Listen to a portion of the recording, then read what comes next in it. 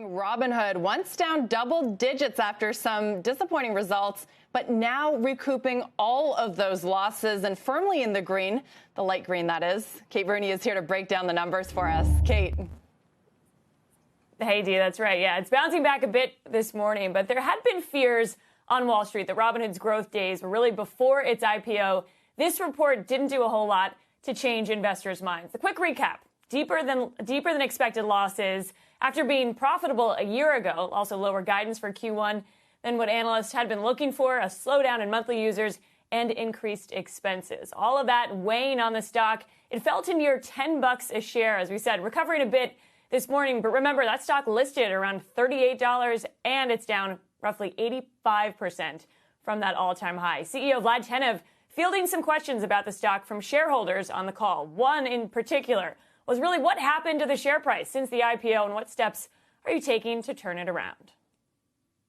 Let's not sugarcoat it. We've been disappointed with the stock price over the past few months.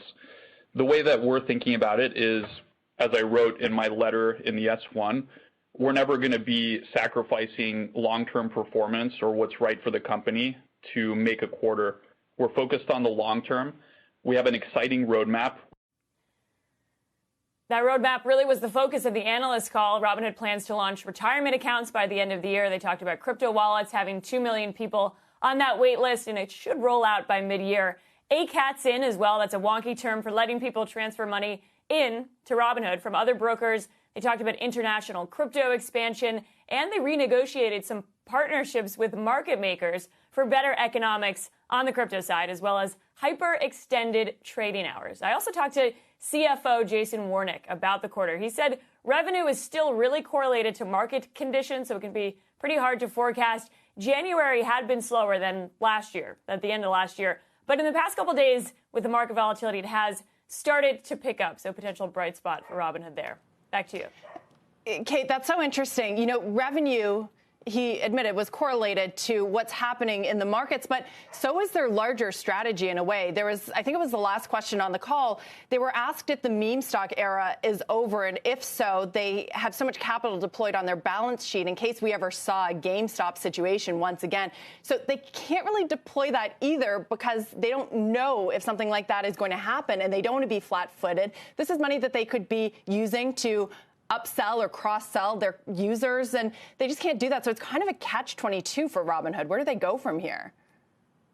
Exactly. That's such a good point. I'm so glad you brought that up. I think it was Rich Repetto from Piper Sandler that asked that question. They've now got about 20 times the capital needed for their clearing broker. So they're really trying to be mindful after GameStop and what happened last year. So for investors and for the future of the business, that's a good thing. It's really a capital-intensive business. They have to hold a lot of cash on their balance sheet. But like you said, a catch-22, they cannot spend that cash. The majority of their corporate cash they really need on a daily basis to meet those requirements. So a good reminder of how much it costs to run a business like this and to run a broker.